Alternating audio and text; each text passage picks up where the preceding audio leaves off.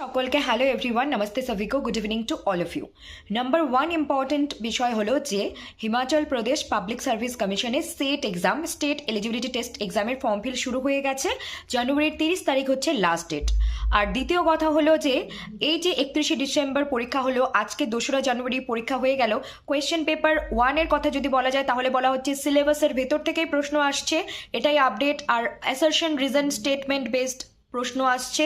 আরও ডিটেল নিয়ে আমরা পরবর্তীতে আলোচনা করব। তো সিলেবাসটাকে ভালো করে যারা পড়েছে অবশ্যই তারা বেনিফিট পাবে এবং অবশ্যই তারা সেফ থাকছে। আর अभी मुझे हिंदी में कहनी है आप लोगों के लिए एक इम्पॉर्टेंट इन्फॉर्मेशन ये है कि Himachal Pradesh public service commission के स्टेट एलिजिबिलिटी टेस्ट एग्जाम के फॉर्म फिल शुरू हो चुके हैं। 30 जनवरी तक लास्ट डेट है 2026। और अब जो फिलहाल जो एग्जाम रिलेटेड अपडेट है 31 दिसंबर 2 जनवरी के क्वेश्चन पेपर सिलेबस से ही आ रहे हैं, पेपर 1 एंड पेपर 2 सभी के। So don't worry.